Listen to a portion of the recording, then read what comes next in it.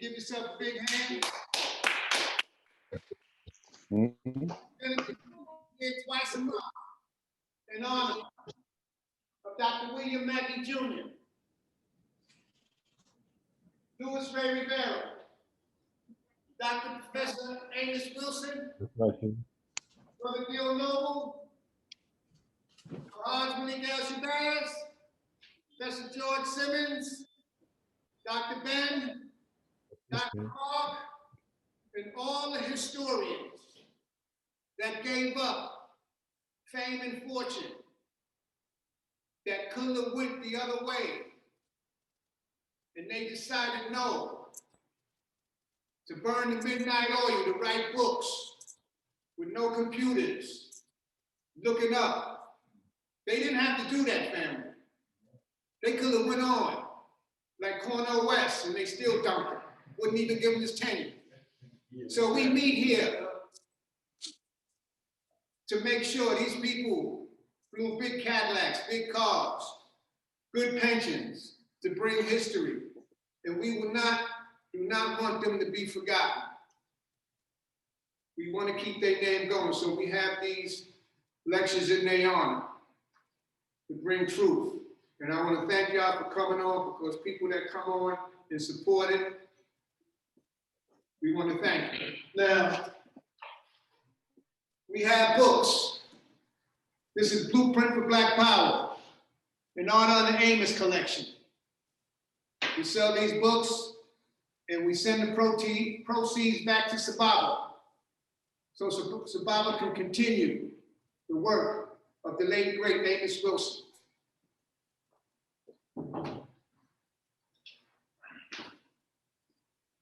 We also have the psychology of self-hatred and self-defeat toward the reclamation of the African mind. This is the latest. This is an excellent book. Awakening Natural Genius of Black Children. This is another book. Amos Classic, The Falsification of African Consciousness. Eurocentric History, Psychology, and the Politics of White Supremacy. Issues of Manhood in Black and White, another Amos Classic. In this system, Miss Etta Dixon came here, and I bought a few books from her, and she has a book, I'm a Wellness Witness. We also have in honor of Louis Ray Rivera, who left us too soon.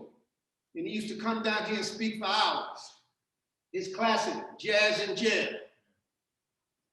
Also, Brother Earl Ponder, he left us too soon. And he had a whole bunch of books, and Sababa was trying to sell them, and we sent the proceeds, and he left us too soon, revealing the unspeakable Bible verses, the truth about Judaism, Christianity, and Islam, the Holy Trinity. Also, Amos Classic, The Developmental Psychology of the Black Child, another good book. With all the talk about Black-on Black violence, Amos Classic, Black-on Black violence, the psychodynamics of Black self-annihilation in service of white domination. It's a must read. Okay, Trish, I forgot how to pronounce his brother's name. This is S.K. Damiana Achikun, Distorted Truths, the Bastardization of African Cosmology. This is a must read. If any of y'all want any of these books, you can contact Brother Ray Ray or African World Info Systems, and you can order them and help Sababa continue the work of the great Amos Wilson. Again, if you want to support the Brooklyn William Mackey Jr.'s History Club, you can cash at me at my number, or if you got PayPal, papermate104@yahoo.com. If you want to support the Brooklyn William Mackey Jr.'s History Club so we can continue to work. Now, in honor of Women's History Month, and Black History Month is not over. Last week, 2 weeks ago, Brother Trust was immaculate, so we brought him back, and he's going to continue his part 2 but it's not going to be on Chancellor Williams. It's going to be on George Washington Williams. If anybody ever heard of him. Without further ado, we want to bring on our keynote speaker. Give him a big hand, Brother Truss Graham. In their name, being able to know who they are and their contributions to the world. So it's always important to remember those individuals that came before you and made it possible for you to be here, excuse me. And I want to thank,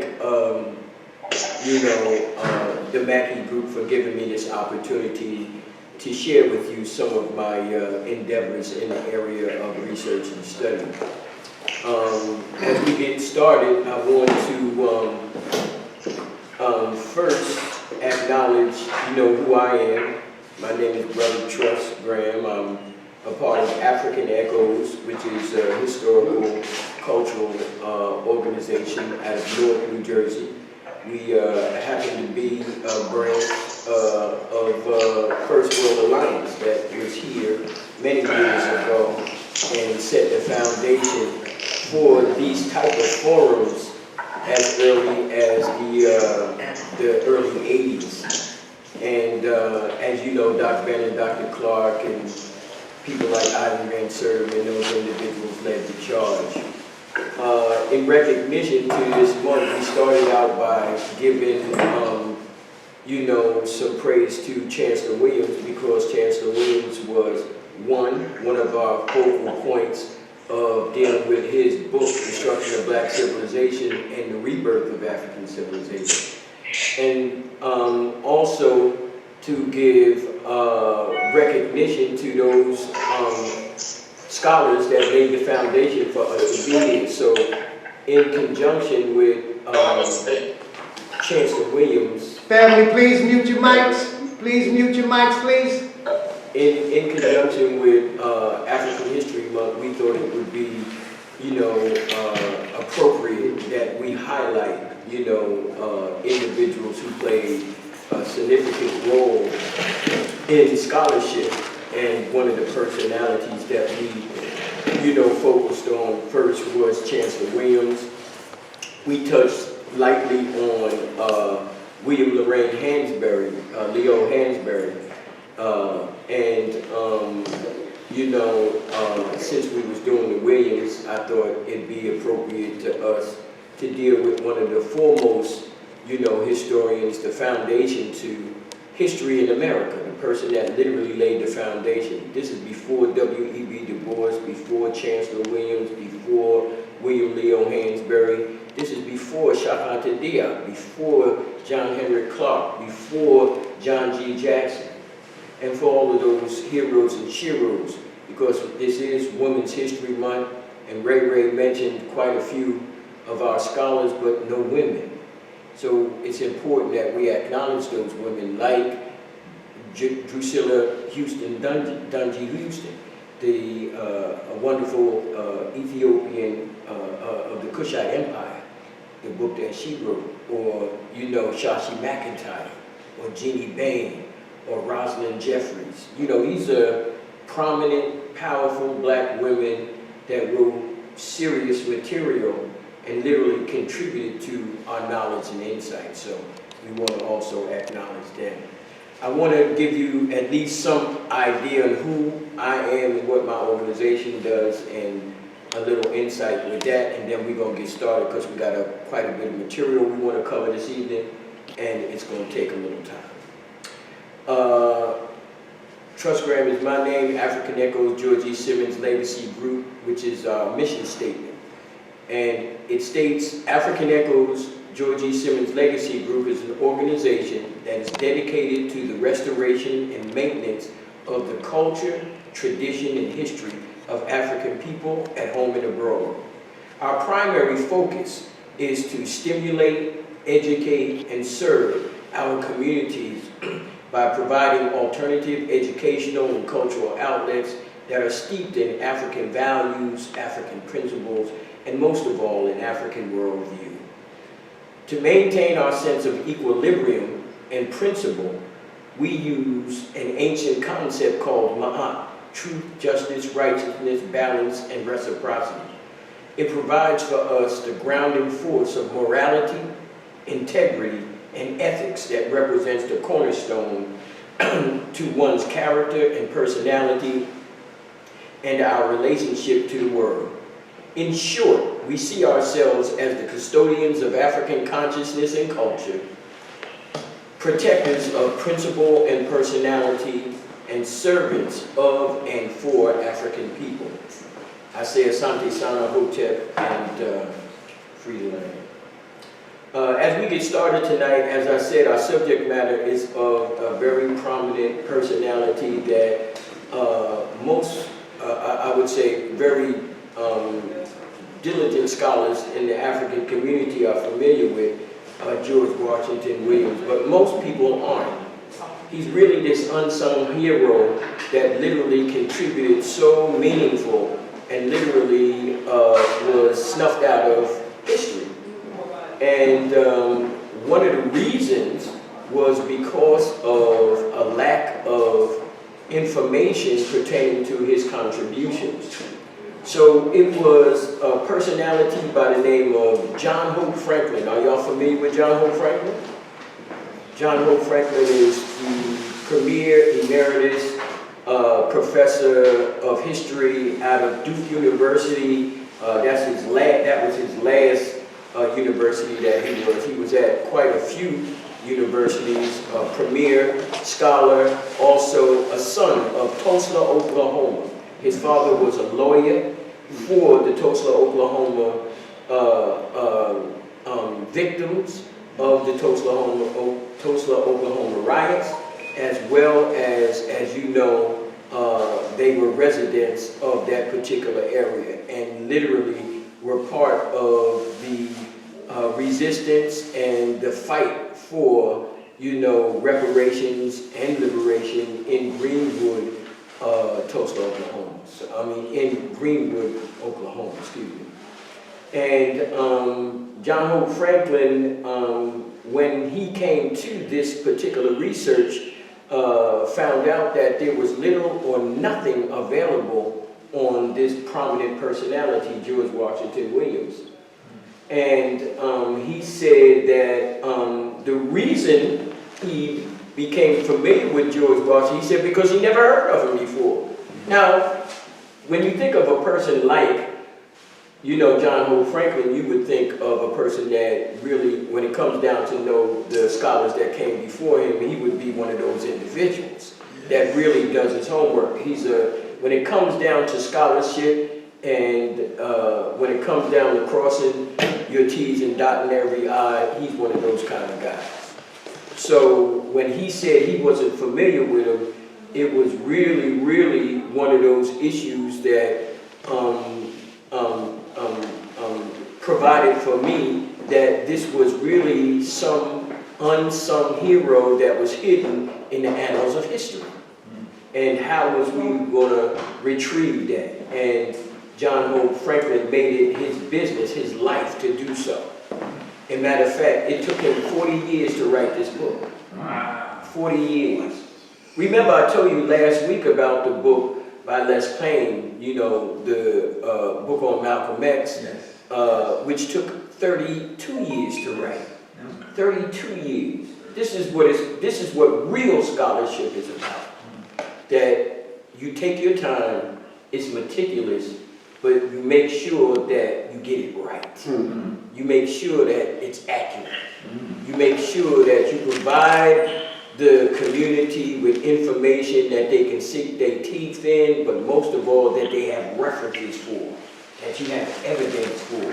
This is not some personal opinion about somebody's life, but what we have evidence for. So I want to give praise to John Hope Franklin for taking the time out of his, you know, life in order to address this particular vacuum in, you know, African history and to provide for us a personality as eminent as George Washington Williams.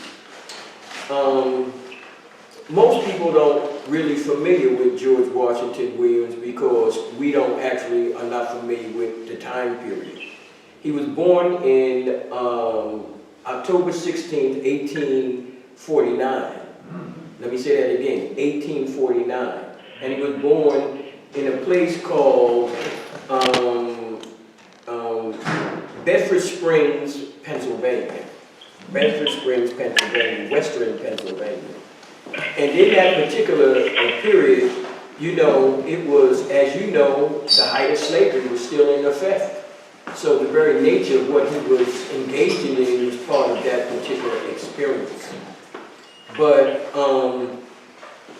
what John Hope Franklin found out was that in order for him to really give George Washington Williams justice, he would have to retrace every particular step of this individual's life.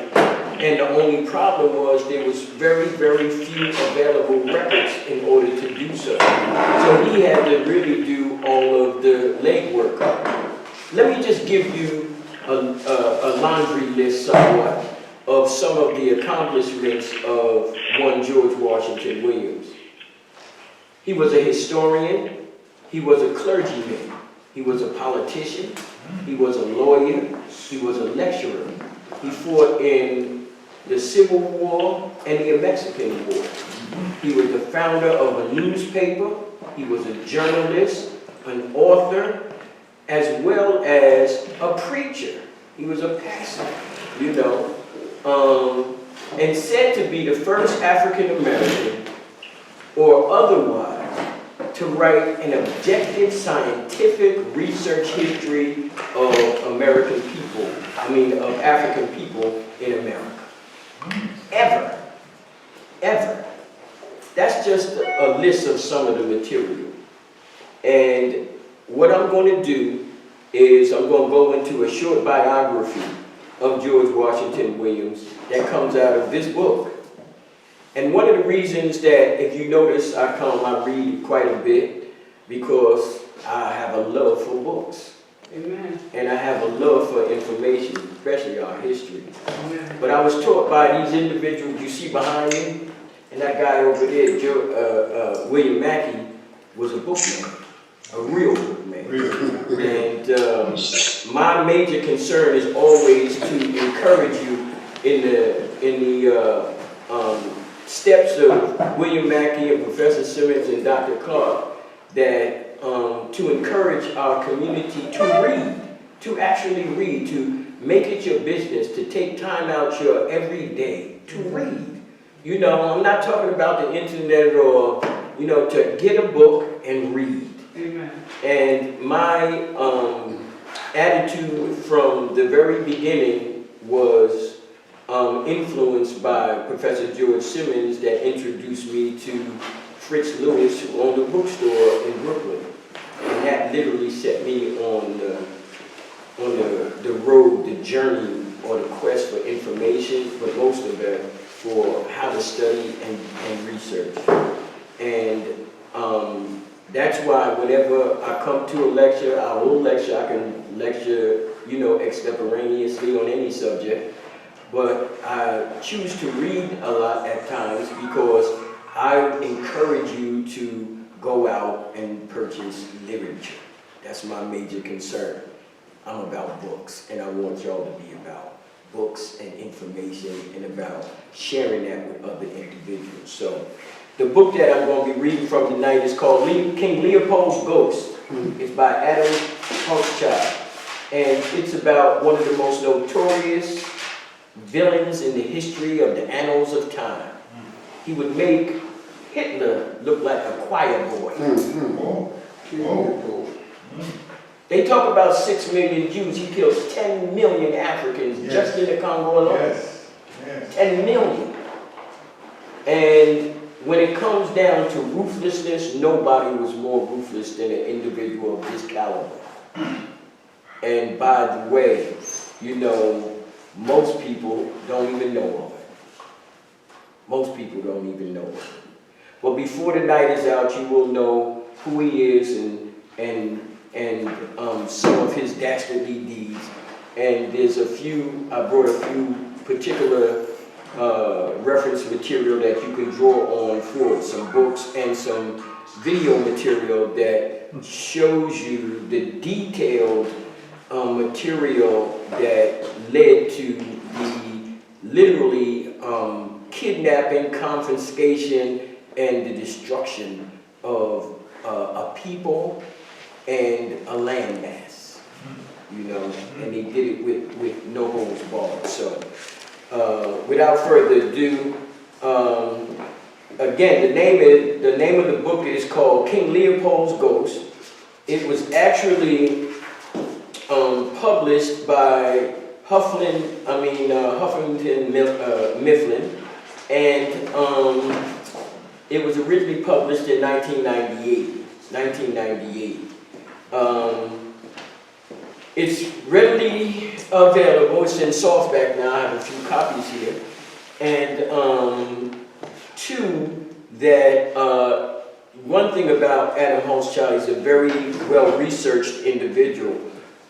There's a video of some footage of John Hope Franklin doing an interview at Duke University on George Washington Williams, and he says that prior to that particular interview that him and Adam Hochschild actually had a sit down for 6 hours, and they talked about the Congo and about George Washington Williams, and obviously he was moved by that particular experience, and obviously, you know, a lot of material that went into Adam Hochschild's book came by way of people like you know, John Hope Franklin. So, you know, it's always important to give credit where credit is due. You know, good scholarship is good scholarship. I don't care who it comes from. But we have to be the gatekeepers in regard to determining what we will circulate in our community and what we want. So that's what I want to do. We'll be reading from page 101, glasses. And it's a few pages, but as I get into it, I guarantee you will be drawn into the personality and the life of this gentleman. This chapter is called Chapter 7, The First Heretic. The First Heretic. And mind you, to give you a basic setting for the storyline, and that is that this is about the Congo. This is about between 1860 and 1890. And this particular period of time, you know, also refers to, you know, some diabolical things that are going on throughout the world. And as you know, between 1860 and 1890, you had a major event called the Berlin Conference in 1884. And that literally split up Africa for the pickings of all of the European scoundrels that decided that they was going to come and literally rape, rob, and murder Africa. That's what they did. They raped, robbed, and murdered Africa. And the Berlin Conference was the major event that brought all of those thieves together, and they decided how they was going to connive, steal, and literally battle one another for the land. And that's what they did. So, the other thing before I get started here, and that is that just recently, over the last past, I think it was about 2 years now, that they had a movie out with Tarzan.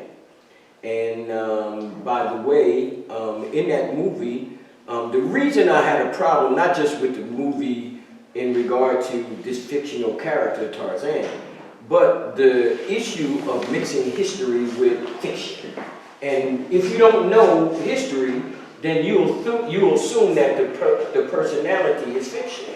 So the reason I'm saying this is because in this movie of Tarzan, Samuel L. Jackson, a black man, played George Washington Williams in the movie. What? He played George Washington Williams in the movie. Now people don't realize who George Washington Williams is, and then even Samuel Jackson said that he wasn't familiar with him, and when he literally you know, was schooled and got some background information, he said he couldn't believe what he knew. He said, but the issue was that most people and how the movie is played out, they give the impression as if though this personality, George Washington Williams, like Tarzan, is some fictional personality in some fictitious movie, which is not the truth. George Washington Williams was a real person, and a real serious one at that. The only problem is that this is why sometimes we have to stand up and take a position in regard to, you know, how certain characters in our community are being displayed and used in major media. That's not to say that they ain't gonna do it anyway, but at least we could have a voice and say that we ain't down with that, you know. But again, chapter 7, the heretic. Leopold's will treated the Congo as if it were just a piece of uninhabited real estate to be disposed of by its owner. In this, the king was no different from other Europeans of his age, explorers, journalists, empire builders alike, who talked of Africa as if it were without Africans, an expanse of empty space waiting to be filled by the cities and rail lines constructed through the magic of European industry. To see Africa instead as a continent of coherent societies, each with its own culture and history, took a leap of empathy, a leap that few, if any, of the early Europeans or American visitors to the Congo were able to make. To do so would have meant seeing Leopold's regime not as progress, not as civilization, but as a theft of land and freedom. For the first time, however, a visitor now arrives in the Congo who sees the colony around him with such eyes. Let us catch up with him at a station on the banks of the Congo River on the muggy mid-July day in 1890, when he first puts his feelings on paper. There are now a number of Leopold's stations on the river network, each a combination of military base and collecting point for ivory. Typically, a few buildings with thatched roofs and shady verandas, sheltered by palm trees providing sleeping quarters for white officials. From a pole flies the blue flag with the gold star. Some food comes from banana trees and a garden growing manioc and other vegetables, and pens for chickens and goats and pigs. A wooden blockhouse with rifle ports atop a small man-made hillock provides defense. Often there is a stockade as well. Elephant tusks lie in a shade or in the open, guarded by armed sentries and awaiting transport to the coast. Africa dugout canoes are drawn up on the riverbank beside piles of wood cut in short lengths for steamboat boilers. One of the most important stations in 1,000 miles upstream from Leopoldville at Stanley Falls, the upper limit of navigation on the main stretch of the Congo River. At the Stanley Falls station on this July day, a 40-year-old man sits down in a white-hot blaze of anger. In a graceful, energetic hand, he begins writing. Perhaps he sits outside his back against a palm trunk. Perhaps he borrows the desk of the station clerk. As we can see in the handful of stiff, formal portrait photos we have of him, His hair is cropped short. His mustache tapers to long tips. He wears a bow tie and a high white starched collar. Maybe it is too hot for the collar and tie this day on the riverbank, but maybe not. Some visitors dress formally in the Congo all the time. The document that the document that flows from the man's pen over the next day or two is a milestone in the literature of human rights and of investigative journalism.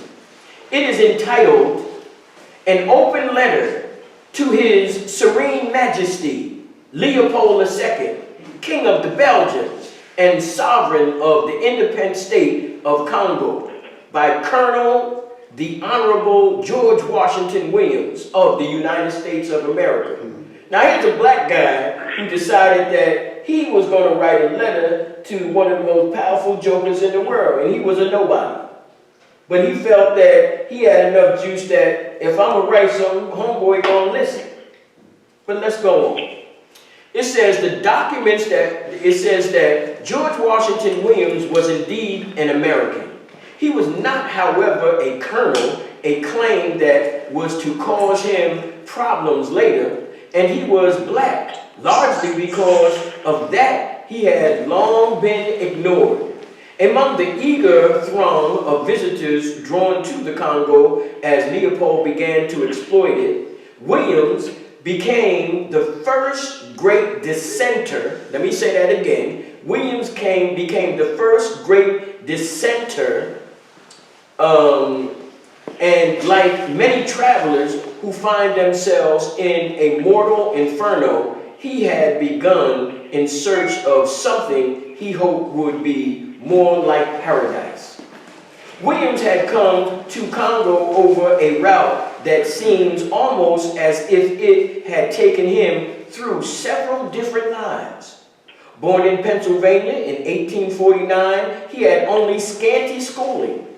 And in 1864, he enlisted semi-illiterate under the age with an assumed name in the 41st United Colored Troops of the Union Army. He fought the Civil War. He was 14 years old. He enlisted under an assumed name and an assumed age. Wow. And they took him. And he fought gallantly. Wow. He fought in several battles during the drive on Richmond and Petersburg in the closing months of the war and was wounded in combat. Afterward, like some other Civil War veterans in search of work, he enlisted in the Army of the Republic of Mexico, which was fighting to overthrow King Leopold's ambitious but unlucky brother-in-law, Emperor Maximilian.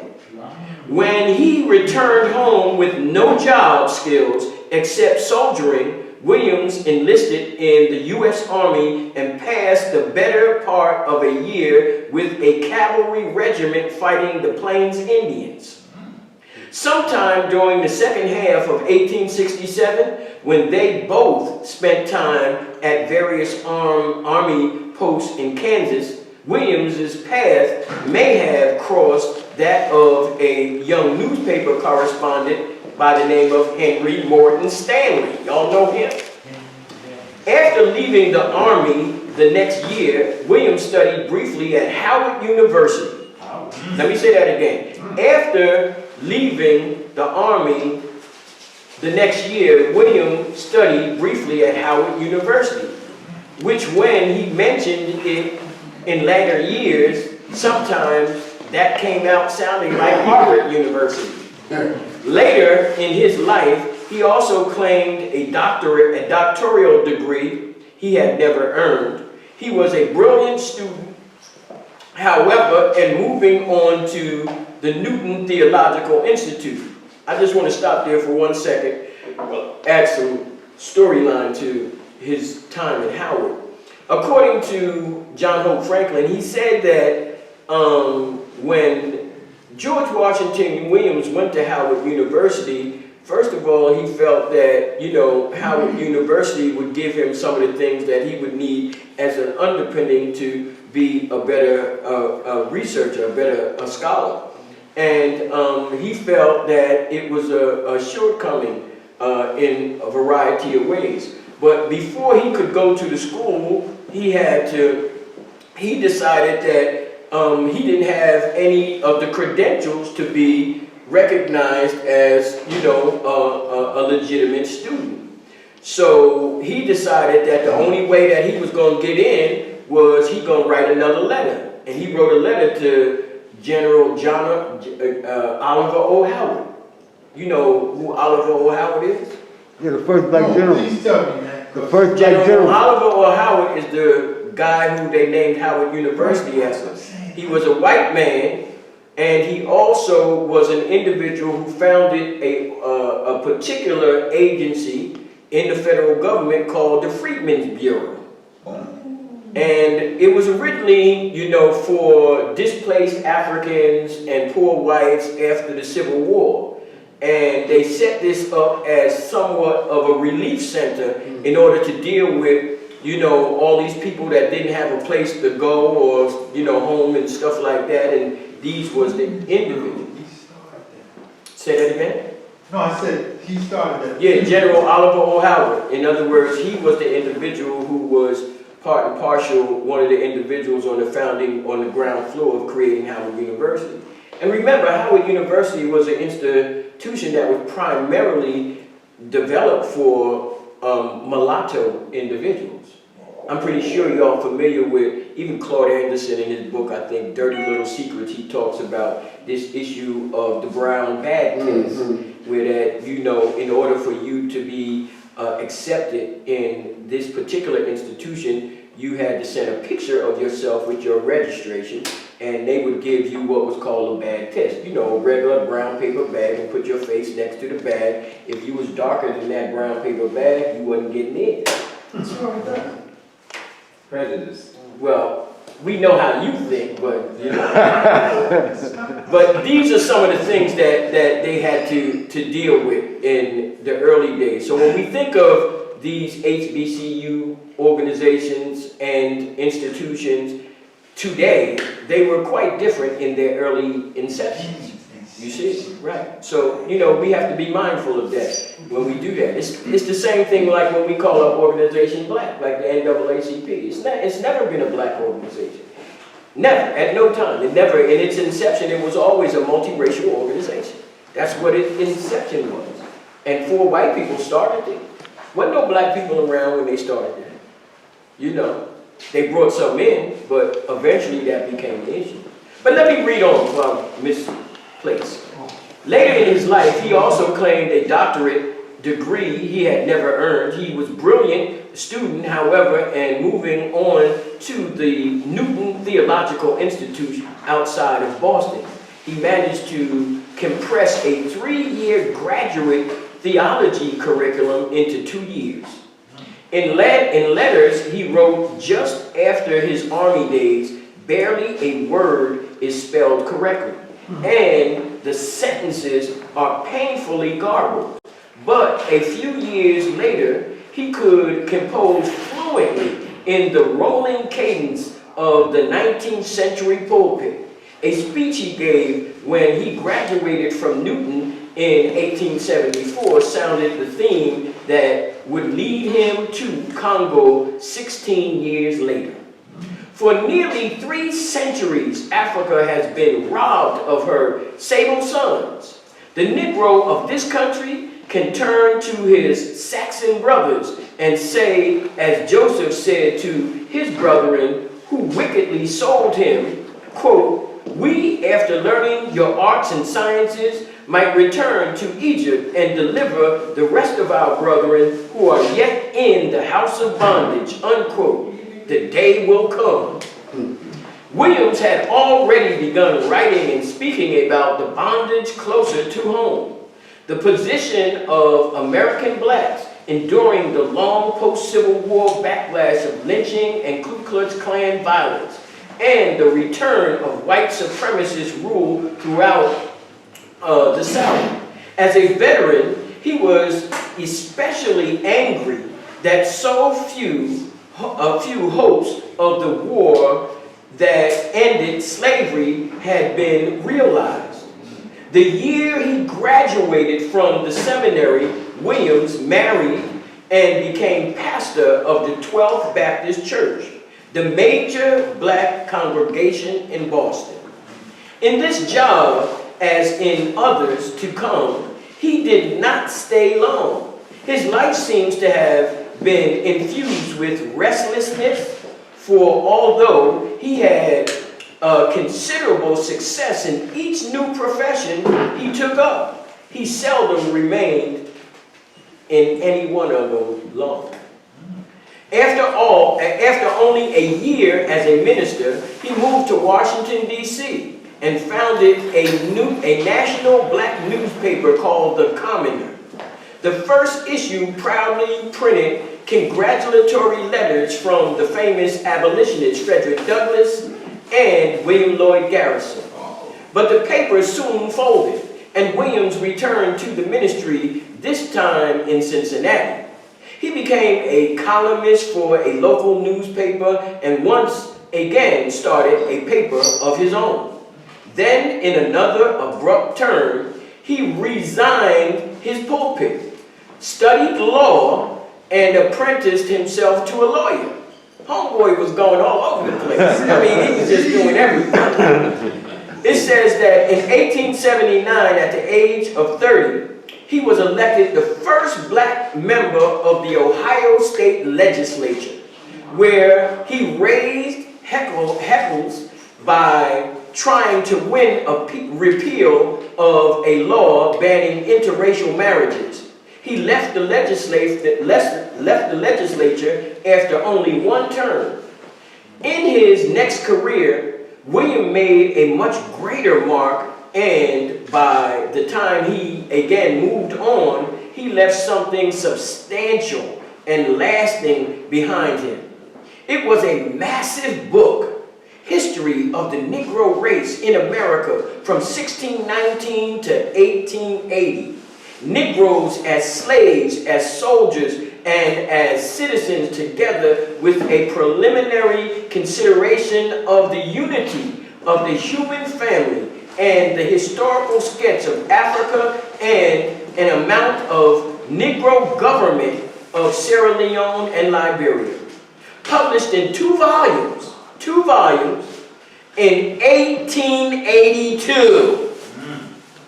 And in 1883, the book took its readers from early African kingdoms all the way through the Civil War into Reconstruction. That's a powerful piece of work. 1880 freaking two. 1882. What kind of available information was to you in 1882? You could put together a research project and literally write the history of black people in America. You're a bad, bad brother. Yes. You know? But let's read on. Williams was a pioneer among American historians in the use of non-traditional sources. He sensed what most academics only began to acknowledge nearly 100 years later, that in writing the history of powerless people, drawing on conventional published sources is far not enough. While traveling around the country, Williams did look through innumerable libraries, but he did much more. He wrote a letter to a national black newspaper asking readers to send him, quote, minutes of any colored church organization, unquote. Why do you think he did that? That's pieces of history. Pieces of history, but it's more than that. Why do you think he did that? So you can familiarize yourself with what's going on in those particular areas? No. Because he loved Jesus? That's definitely not. Because what role, let me ask the question a little bit more precisely. What role did the church play? That should give you that answer. On the road. Well, they was the heart of the community. That's right. The church is the heart of the community. It was the political heart. It was the cultural heart. It was the religious heart. It was the social heart. It represented every aspect. It was the rallying point. The only place that we could congregate and they wouldn't get, well, they would get kind of upset, but they knew that in that particular setting, we was okay. But they knew that there was a lot of planning going on, you know. But again, this really meant something significant. But let me go on. It says, Williams did look through innumerable libraries, but he did much more. He wrote a letter to a national black newspaper asking readers to send him, quote, minutes of any colored church organizations, unquote, and other such documents. He wrote to General William Sherman asking his opinion of his black troops. He interviewed fellow Civil War veterans, and when his 1,092-page book appeared, it was widely, let me say that again, when his 1,092-page book appeared, 1,000. you hear what I just said? 1,092, 2 volumes. Now what that means is that, one, think of the time period he's writing the book, 1880s, 1860s. Who could read? That's right. But he writes this massive volumes of material that literally sets the foundation for scholarship in the Western Hemisphere. Not for just black people, for all individuals. Remember, Williams is setting the stage and setting the parameters. He's setting the framework for scholarship in the Western Hemisphere, especially in the area of research and study pertaining to history. Foundation. What George Washington Williams means to history in the Western world is what Ibn Khaldun means to history in the Arab world. And if y'all don't know Ibn Khaldun, you better study him. You better go find out who he is and what he did. He ain't no run-of-the-mill Arab writer from so-and-so. Go find out who he is, and you're going to find out what he did for history. What he did for the mechanics and the scientific process of research and study. Ibn Khaldun and George Washington Williams. But let me go on. It says that, and when his 1,092-page book appeared, it was widely and favorably reviewed. Several decades earlier, wrote the New York Times, patronizing but impressed. Quote, it would have been very generally doubted if one of that race, talking about the black race, could be the author of a book of that ability. They didn't believe that a black person could write something of that magnitude. But listen to the following page. W.E.B. Du Bois would later call William, quote, the greatest historian of our race, unquote. Case closed. Today, the greatest historian of the 20th century is W.E.B. Du Bois. He was the individual who literally championed the color line. He was the individual who set the foundation for scholarship and accuracy and truth. And yet he says that the shoes that he follows was this man, George Washington Williams. Is he light skinned? So this is the important aspect for us to realize that when we deal with these individuals, we want to know the personalities, but who influenced them? So if we talked about Chancellor Williams, I want to know who influenced him, which was William Leo Hansberry. And when I read Leo Hansberry, I wanted to influence him, and that was W.E.B. Du Bois. Because when William Leo Hansberry read the book, The Negro, and he found out about black people other than, you know, what he knew of them here, he was blown away. He thought that W.E.B. Du Bois was the greatest thing since sliced bread. And he literally tracked him down. And it was W.E.B. Du Bois that literally influenced guys like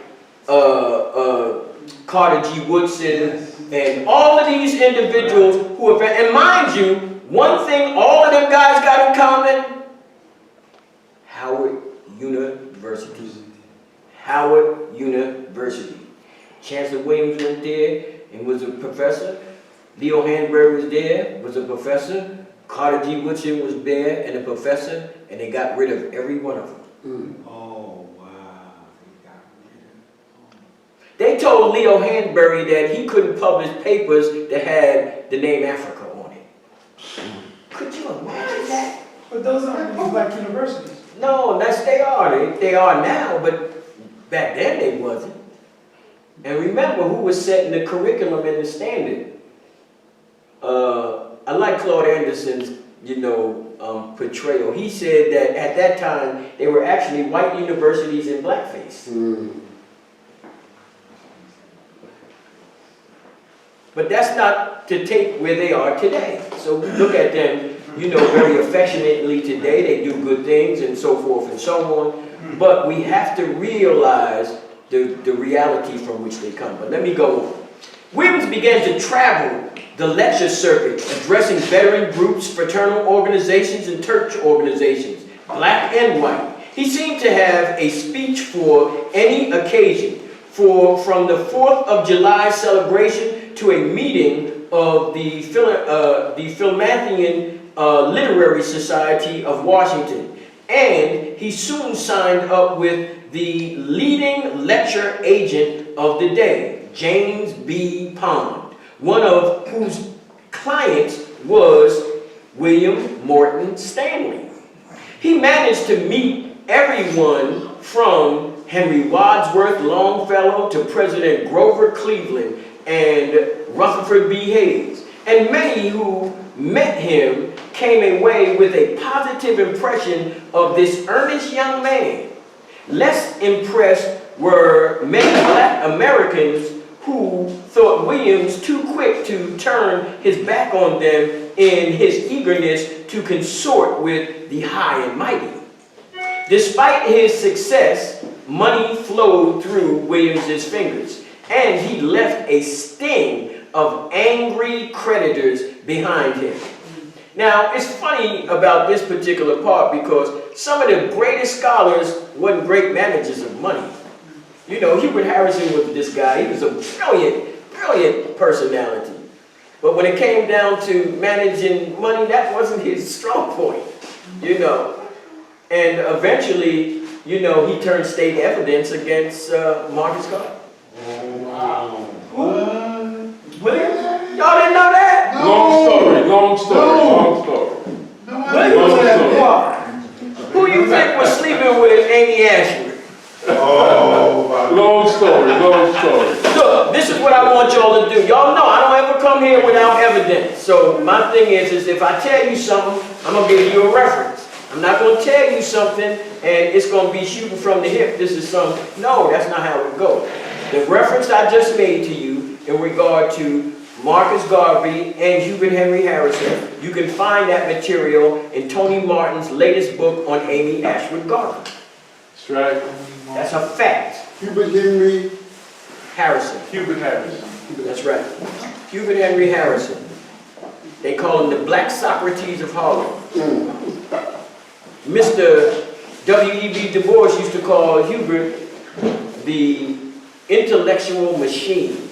He could read 5 books a night, they said. This was a brilliant guy. Who did you say turned state's evidence against Garvey? Hubert Henry Harrison. Okay.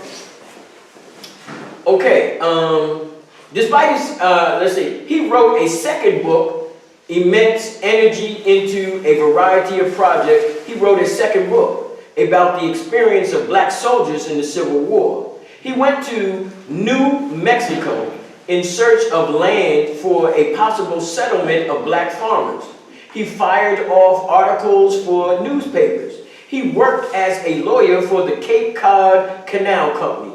He wrote a play about the slave trade.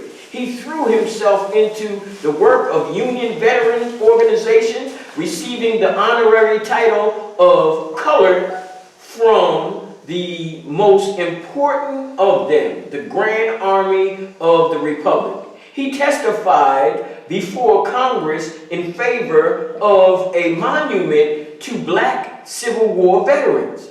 He was nominated as Minister to Haiti by President Chester A. Arthur, for whom he had campaigned. The Arthur left office and political enemies circulated rumors about Williams's deaths.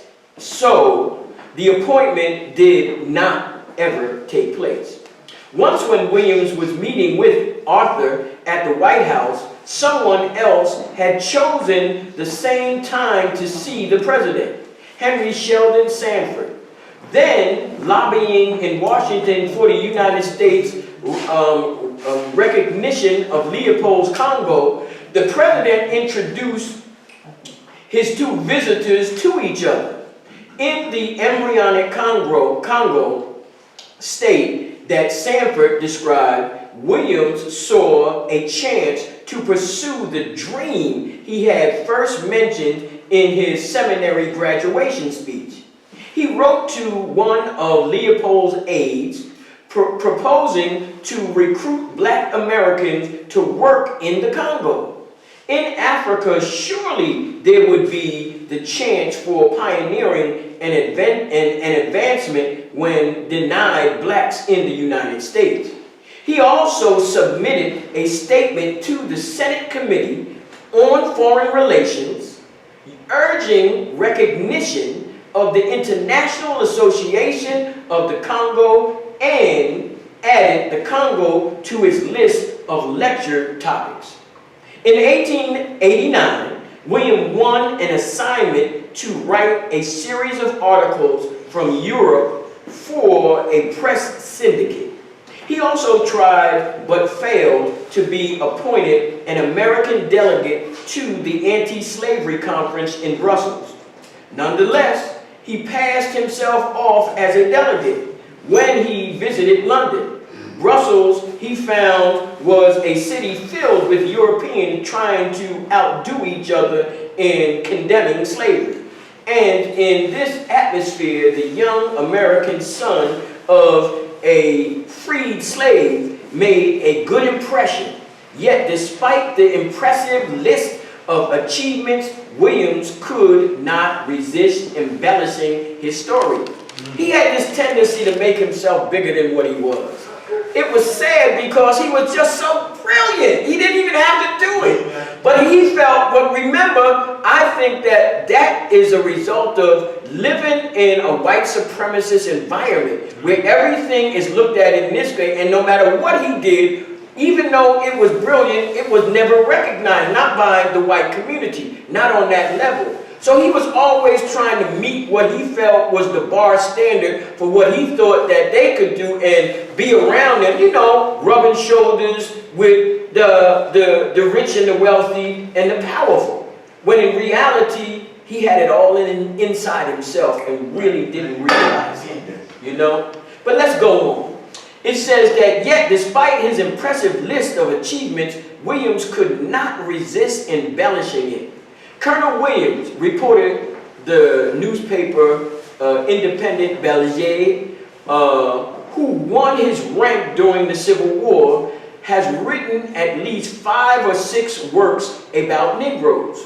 He was the first person to propose official recognition of the Congo state by the United States and was allowed to this end to give a major speech to the Senate Committee on Foreign Relations in Washington, which was crowned with complete success. Now, mind you, this guy had no educational, formal background. He did all of this as what they call an autodidact, meaning he taught himself.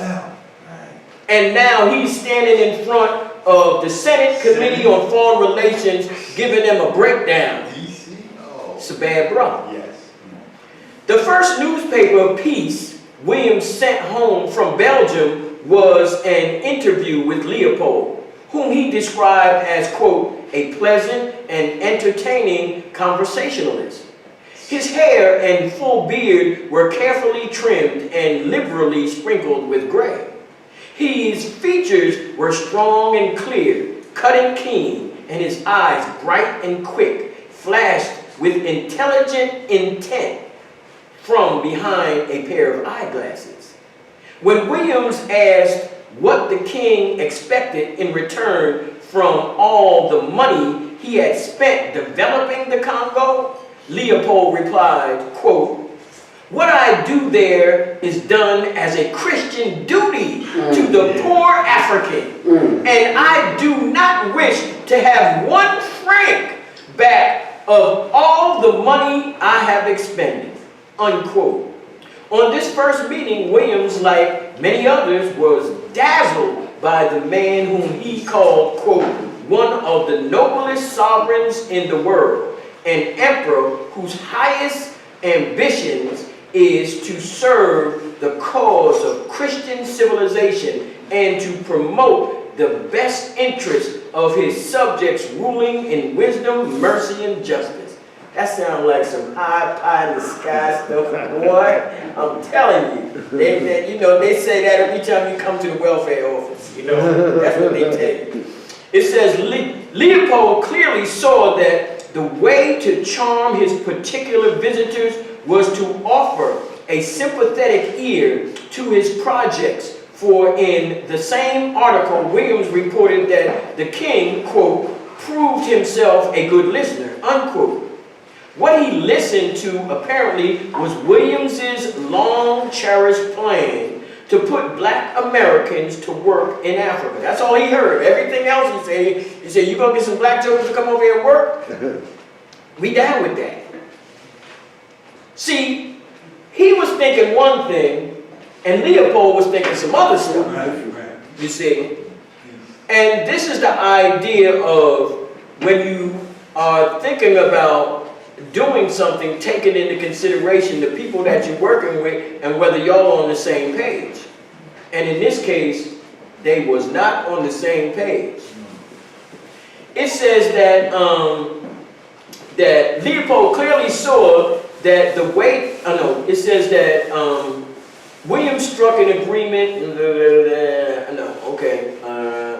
when he returned to the United States, however, and gave his recruitment pitch at a black college in Virginia, he found a skeptical audience with many questions about life in Africa that he could not answer.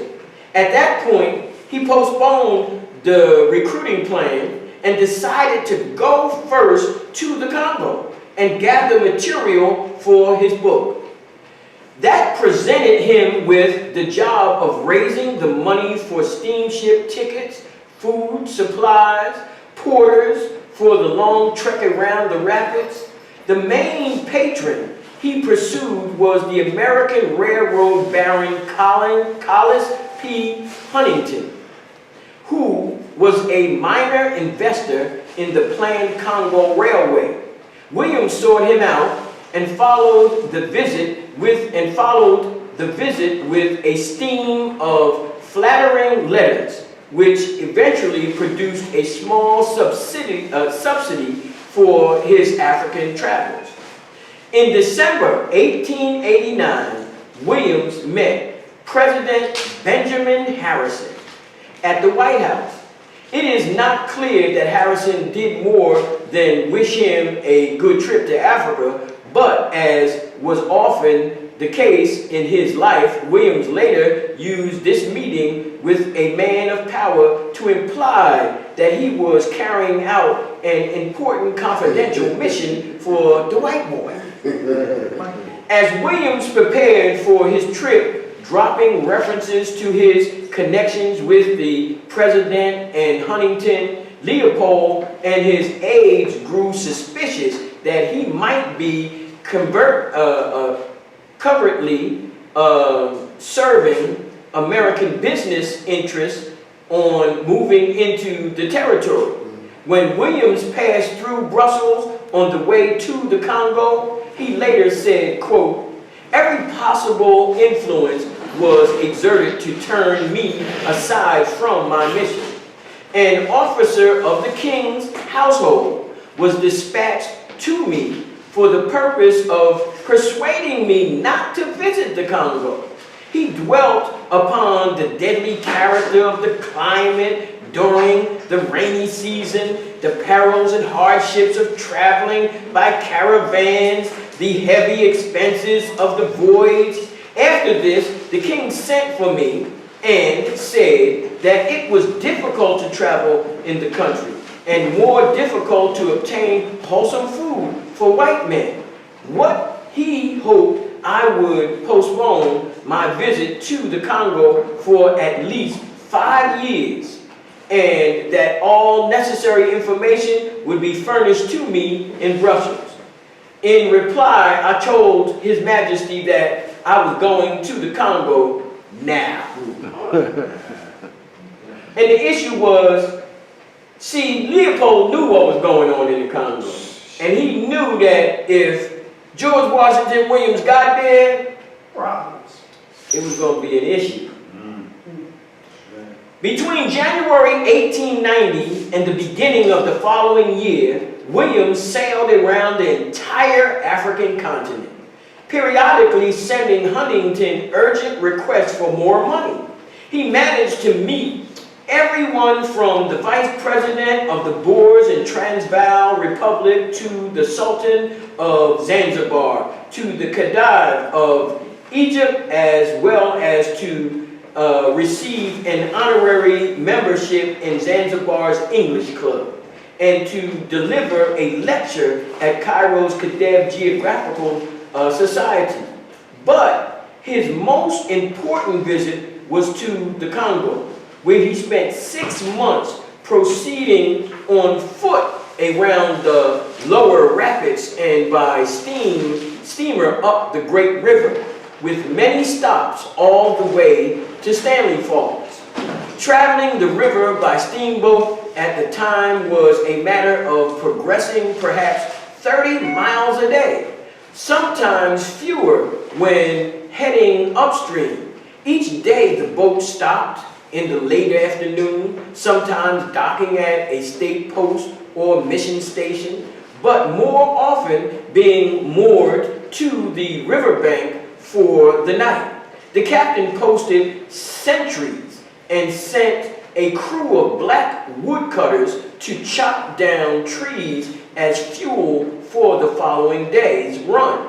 One traveler described the typical scene as such. At dusk, huge fires were lit, and by the blaze of these, the men cut up the logs into small chunks, 3 or 4 feet in length. It was a sight attended with the thud of the axe, the crash of the falling tree, then the firelight scene with the scraping of the soil. The blocks were then tossed from hand to hand till they were all loaded on the steamer. European or American passengers slept in cabins on board, usually on the upper deck, and the wooden cutters slept on shore or the ground. At dawn, a whistle blast brought the crew back on board or into canoes or a barge toward by the boat, and the paddle wheel at the stern slowly pushed the boat upstream. Making his way up the river in these slow stages, Williams had ample time to take in the Africa he had long dreamed of. A keen observer and experienced interviewer, he had the ability, as a rare among journalists as it is among historians, to be uninfluenced by what others had already written. And in the village and state posts and mission stations along the banks of the river, he found not the benign ruled colony described by Stanley and others, but what he called, quote, the Siberia of the African continent. His impressions were distilled in the remarkable document he wrote at Stanley Falls, when he could contain his rage long enough. At the beginning of his open letter to the king, William is respectful, quote, "Good and great friend, I have the honor to submit for you, Majesty's consideration some reflections respecting the independent state of Congo, based upon a careful study by the second paragraph through the second paragraph, though he is referring Leopold to higher authority, the King of Kings, and God, it is clear, is not pleased by what he sees happening in the Congo." In other words, Williams is telling him, you know, God ain't happy with that stuff you're doing, and you running around talking about you a Christian. You know. The open letter is the work of a man who seems doubly horrified, first by what he has seen, and second by, quote, "how thoroughly I have been disenchanted, disappointed, and disheartened.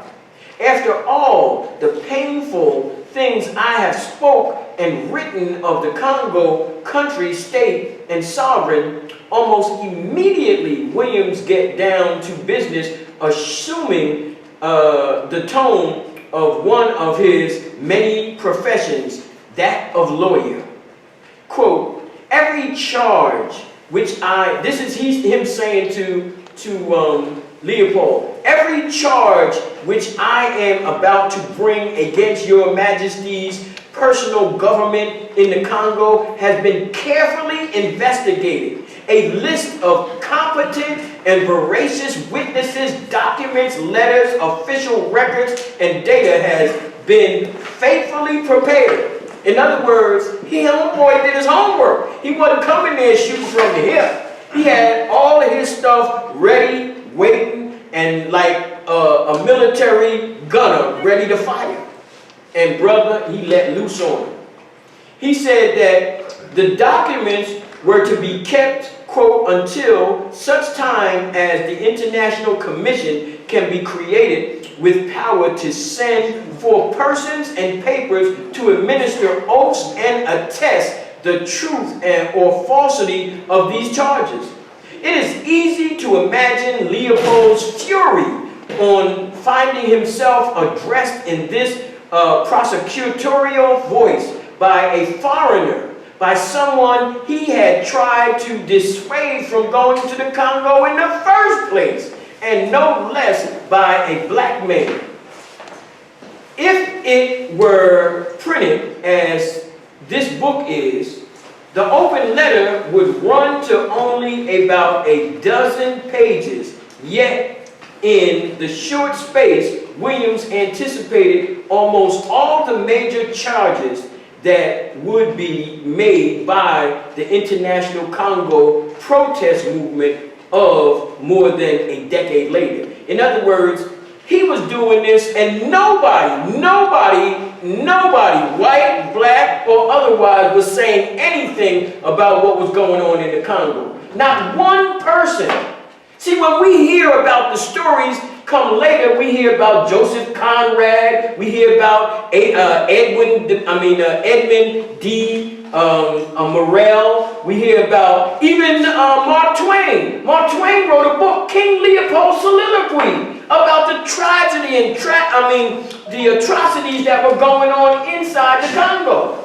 This went on for years. But these guys, all the ones I named, are Johnny come lately to George Washington Williams. He was the pioneer. He was the groundbreaker. But nobody ever gives him credit. You know. He just handed me I got 10 minutes. Do you want to do a 10-minute break for coffee, or do you want to continue? I would rather continue this. What y'all think? If anybody wants anything, just go in there and get it. And stuff is right here. Okay. Now it says that. Wait a minute. Okay. It says that every charge, let me read that over. Every charge which I am about to bring against your majesty, personal government in the Congo has been carefully investigated. A list of competent and veracious witnesses, documents, letters, official records, and data has been faithfully prepared. The document would be kept, quote, until such time as the International Commission can be created with the power to send the persons and papers to administer oath and attest the truth and falsities of these charges. If it were printed as this book is, the open letter would run to only about 12 pages.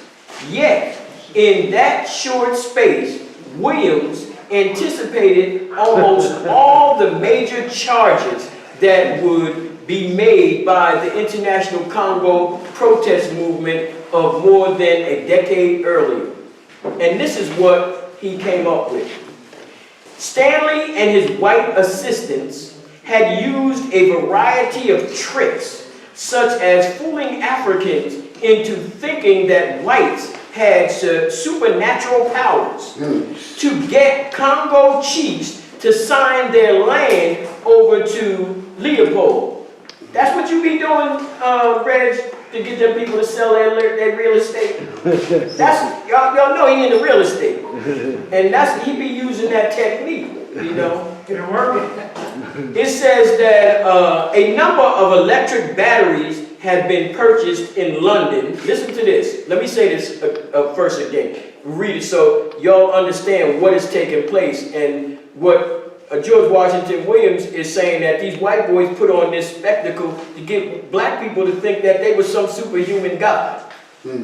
It says that Stanley and his white assistants had used a variety of tricks, such as fooling Africans and thinking that whites had supernatural powers, to get Congo chiefs to sign their lands over to Leopold. For example, quote, a number of electric batteries have been purchased in London, and when attached to the arm under the coat, communicated with a band of ribbons which passed over the palm of the white brother's hand.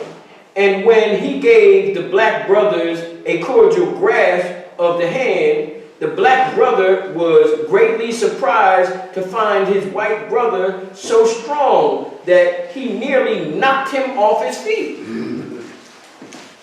Now y'all know what he did, right?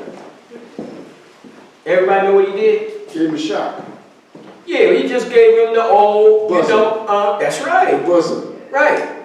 And the issue was because, as you know, Africans at that particular time wasn't swift to some of these new fangled potato chips, you know, was very moved by the situation. And listen, it says that when the natives inquired about the disparity strength between himself and the white brother, he was told by the white man could pull up trees and perform the most prodigious feats of strength. Another trick was to use a magnifying glass to light a cigar, after which the white man explained his intimate relationship to the sun and declared that if he were to request him to burn up his black brother's village, it could be done. These white people were vicious. You know, vicious. It says, in another ruse, a white man would ostensibly load a gun, but covertly slip the bullets up his sleeve. He would then hand the gun to the black chief, step off a distance, and ask the chief to take aim and shoot. The white man, unharmed, would bend over and retrieve the bullet from his shoe. By such means, and a few boxes of gin, whole villages have been signed away to your majesty. This is how they did it. but listen, but didn't you say this guy wanted to get some blacks from America to work in the Congo? But that was his first intent, because he was trying to go back to Africa and do the right thing. But when he got there and seen what Leopold was actually doing, he was like, oh, hell no, that can't happen. Let me go on. It says, far from being a great hero, Stanley had been a tyrant. We're talking about Henry Morton Stanley. Far from being a great hero, Stanley had been a tyrant. His, quote, name produces a shudder among these simple folk when mentioned. They remember his broken promises, his capricious profanity, his hot temper, his heavy blows, his severe and rigorous measures by which they were mulcated of their hands. Of the hundreds of Europeans and Americans who traveled to the Congo in the States' early years, Williams is the only one on record as questioning Africans about their personal experience with Henry Morton Stanley. Leopold's establishment of military bases along the river had caused a wave of death and destruction because the African soldiers who manned them were expected to feed themselves. Quote, these piratical buccaneering posts compelled the natives to furnish them with fish, goats, fowls, and vegetables at the mouths of their muskets. And whenever the natives refused, white officers come with an expenditory force and burn away the homes of the natives. You know, when they wanted Africans to go into the forest and get rubber, and the Africans would refuse, the white boys would kidnap their wives and chain them up by the necks and keep them as hostages until they finished the work. I'm telling you, these were some ruthless jokers. I mean, you could not imagine how crazy and underhanded and cunning and devilish these jokers were. I mean, being a devil is a step up to them jokers, you know? Your Majesty's government is excessively cruel to its prisoners, condemning them for the slightest offenses to the chain gang.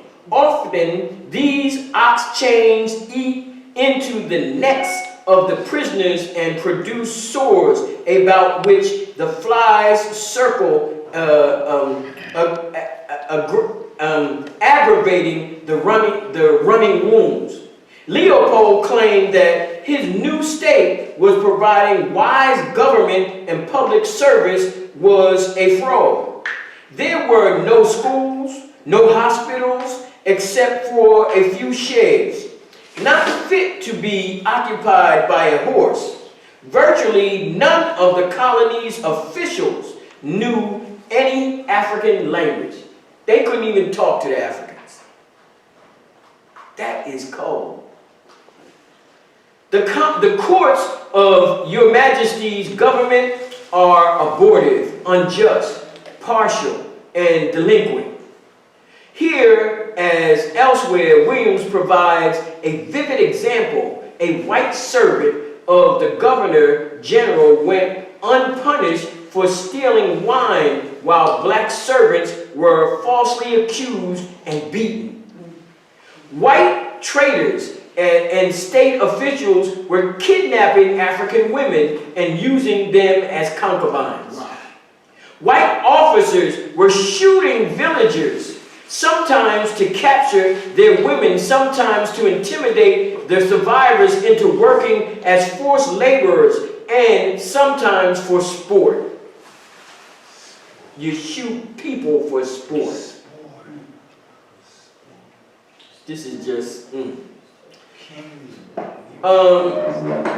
The two Belgian army officers, no, it says white officers were shooting villagers sometimes, for sport. two Belgian army officers saw from the deck of their steamer a native in a canoe some distance away.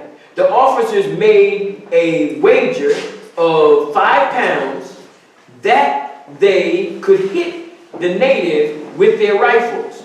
3 shots were fired and the native fell dead, pierced through the head.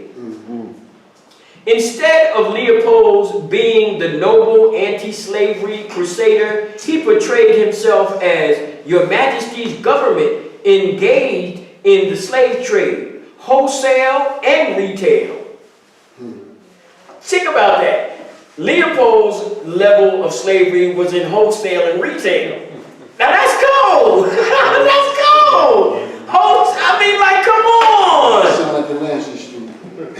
Oh man, this is just crazy. It says that wholesale and retail, it buys and sells and steals slaves. Let me say that again. It buys and sells and steals slaves. Your Majesty's government gives £3 per head for able-bodied slaves. For military service, the labor force at the station of Your Majesty's government in the upper river is composed of slaves of all ages and both sexes.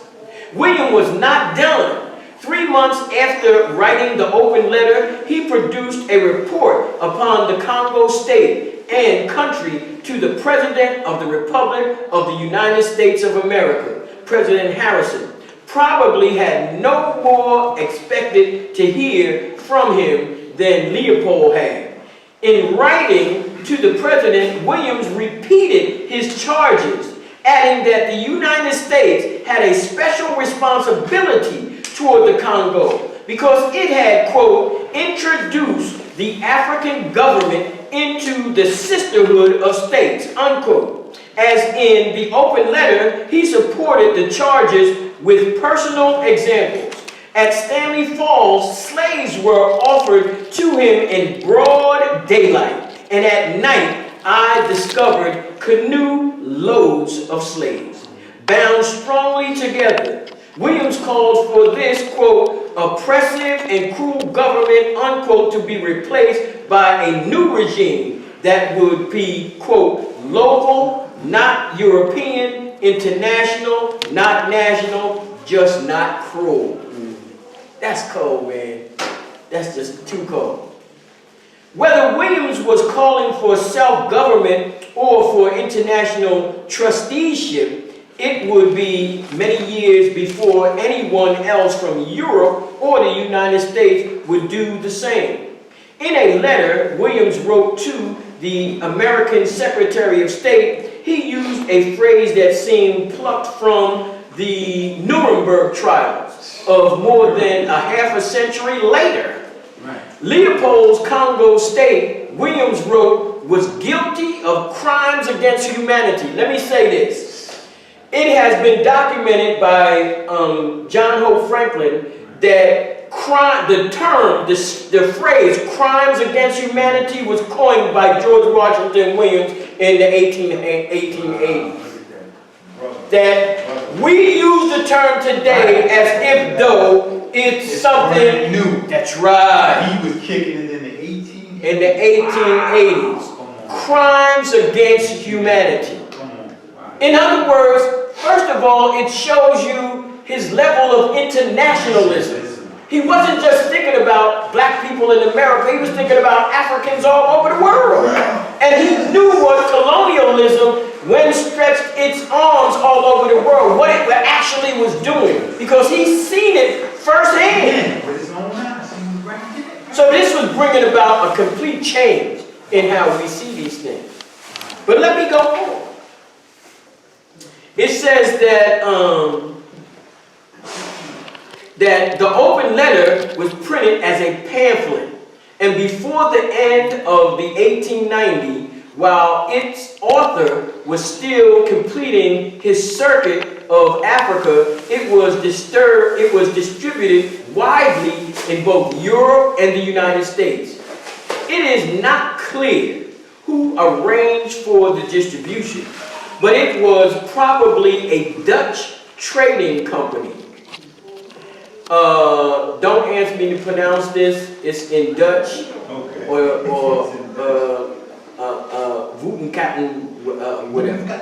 It says, which had trading posts in the Congo and owned the steamship, the Holland, on which Williams traveled. Company officials were angry that Leopold was aggressively shutting out foreign traders from his new colony, saving the lucrative supplies of ivory for himself and his business partners. But Williams did not allow the company to shape his message.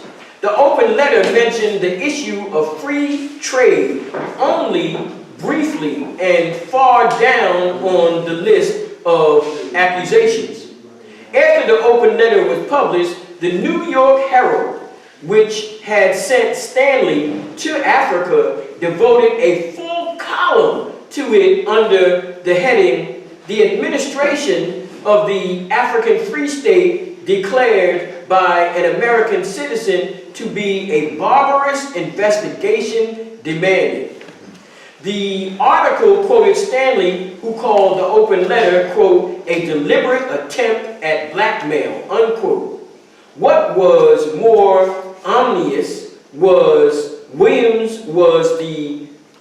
that Collis P. Huntington, his benefactor, thought him grossly unfair to the king, who was, quote, solicitous of the best welfare of the natives of that country.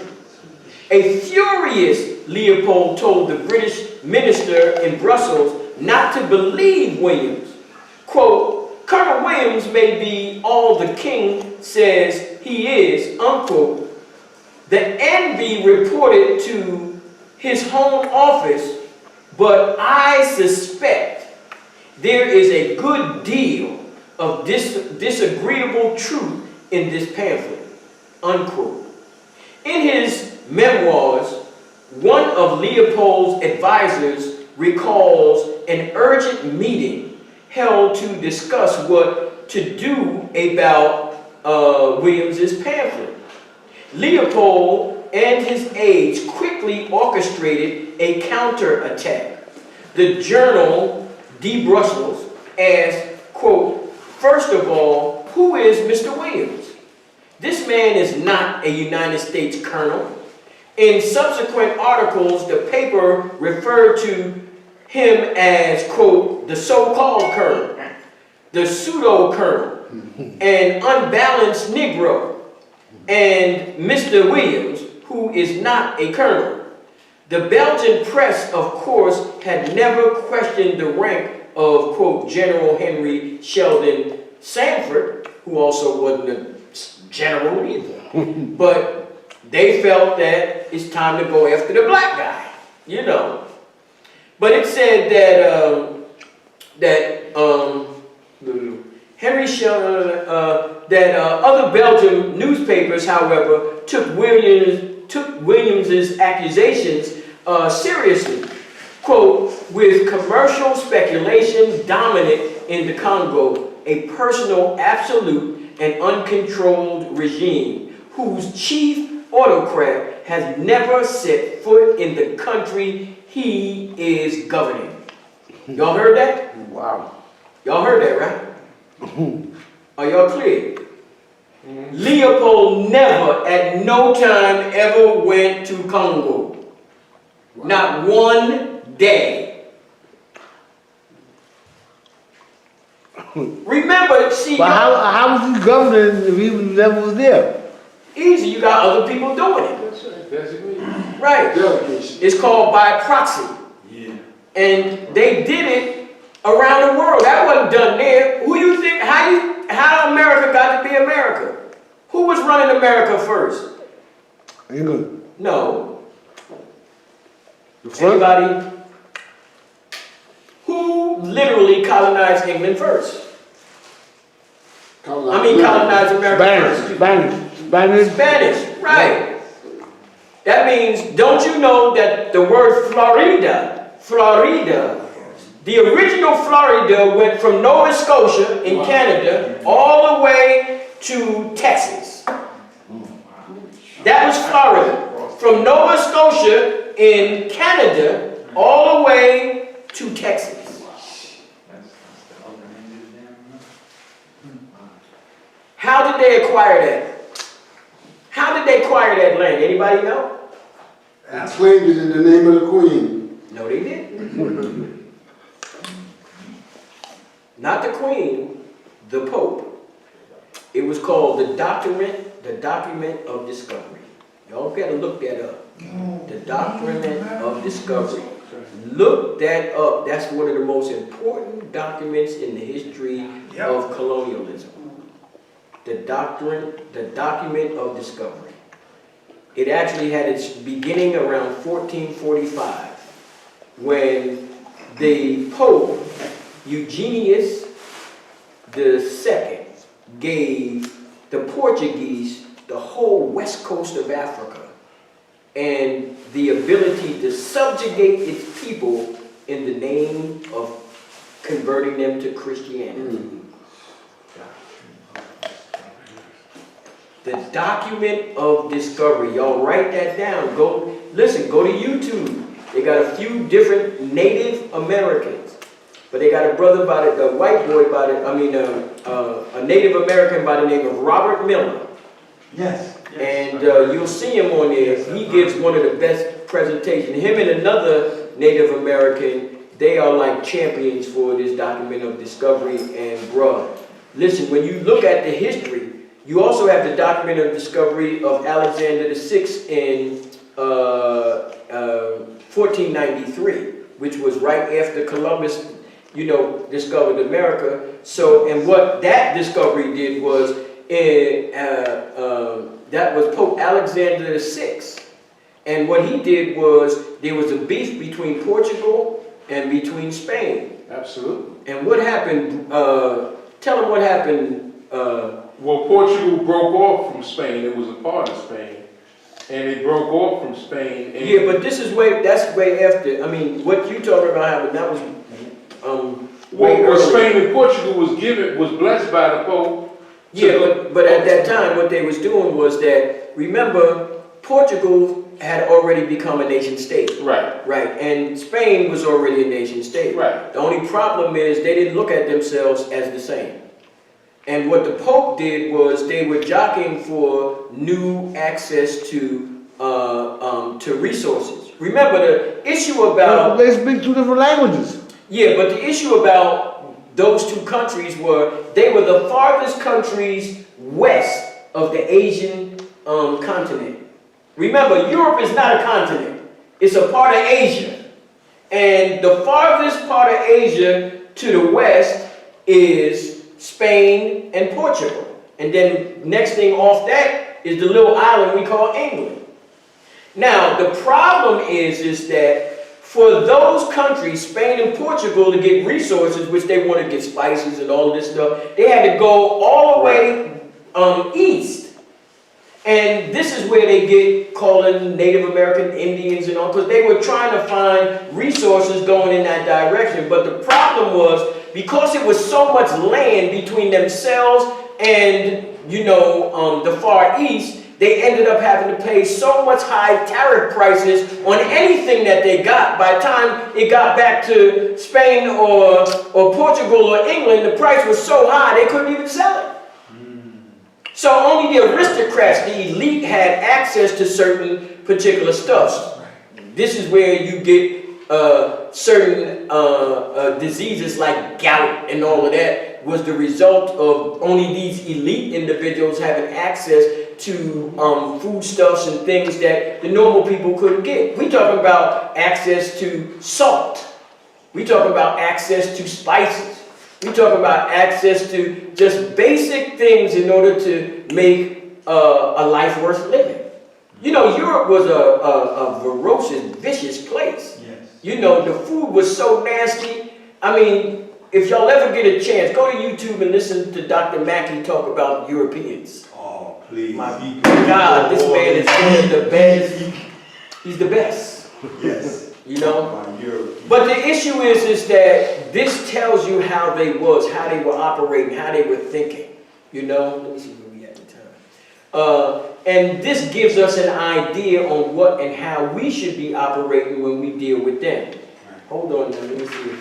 But in a nutshell, there did come a time where Spain ran the entire East Coast. That's right. France ran the middle of America, Well, and England had the right. East Coast. Well, see, but what happened was that when France came in before, after Spain had got all the problem. The only problem was they wasn't designated. What the Pope Alexander VI did was he used the Atlantic Ocean as a demarcation line, and he separated the world in half. He separated the whole world in half. This is the Pope did, and he gave Spain half the world. Anything that was west of the Atlantic Ocean and anything east of the Atlantic Ocean went to Portugal. And the only problem was that Portugal actually had already had certain areas like South America that they had already been colonized and everything. So they wanted to redo the contract. It was called the some particular contract they redid, and they actually, when they redid it, they gave that part of South America, which is where Brazil and all of that is now. They gave that to Portugal, and everything else went to Spain. And if you came to see, the reason the French came, but they ended up getting kicked out. You know why? Because they wasn't on the legal document. So what Spain did was they came in as well as the Portuguese and ran the French out. They ended up having a hell of a fight. Well, they had fights. That's right. Yeah. So how did the French end up selling the United States to Louisiana Purchase? That was another whole issue in regard to something They were else. selling something they didn't know. Yeah, but it's not an issue. They did own it. The issue is that, look, the document of discovery is a legal document of the first caliber of international jurisprudence. It's the first time they sat down and said that these white jokers, this is what they did. This is the white people. They literally gave people land they never knew existed. Well, actually, it's being used. It's been used in court Today, several times. the last time it was been used was 2 years ago. Yeah, it's still used Right. in legal They circles. still use it today. Really? Right, yeah. And the issue is that for years, the Native American community has been wagering the Catholic Church to rescind that shit. It's done. And not only that, now mind you, the Catholic Church came up with the legislation, but the United States government uses it as pure, 100% legitimate documentation. It's just thievery. It's outright legal thievery. I don't get it. It's used in courtrooms to this That's very right, to this very day. That's why I say go to YouTube, Robert Miller, Document of Discovery. Listen to that lecture. It's off the chain, I'm telling you. You got the brother, the Native American brother on BAI. I think his name is John King. He talks about that all the That's time. right, listen, that's it. We gotta stop now. But it's only a page or two left. But, again, this is King Leopold's Ghost. I got a couple of copies Who's the here. author? You got to That's Adam Houschild. So where's George Washington Williams' a book? It's 1,000 pages manuscript. That's this. This is his book here. This is History of the Negro Race, America, 1619 to 1880. This volume 1, this volume 2. He also did one on the Negro troops in the Civil War, which also dealt with that. Now, wait a minute, before we start closing down, the other thing is that this individual here, his name is William Shepard. He was also one of the pioneers in the Congo. They call him the Black Livingston. This is before Stanley Livingston. He was one of those individuals who penetrated the interior. Remember, most white people, they did not ever venture to go inside the interior. And one reason was because they were scared as hell. But one of the things about William Shepard was he took time to really engage the people. He learned the language. He took the culture as his own and literally became an intricate part of the environment. And they loved him. The Kuba, the Luba people in Congo, they loved William Shepherd. And there was another guy who did the exact same thing that William Shepherd did. And y'all probably don't even know it. His name, Matthew Henson. You know, Matthew Henson literally went and spoke the language. He stayed amongst the Inuit and spoke their language, lived their culture, had kids with them, everything. They loved him. As a matter of fact, the Inuit said that he was their ancestors coming back. Wow. That's what he said. That's what they said. Yo, So when you- would have never made it. I'm telling you, when you read about those individuals like Matthew Henson and William Shepherd and George Washington Williams, remember, these are pioneers that are not on the tips of the tongue of most of the individuals that we literally share our information with, and most of all when it comes down to history. I just want to thank you all for taking the time out to listen to some of my presentations. I want to thank you all. And, before you go, I just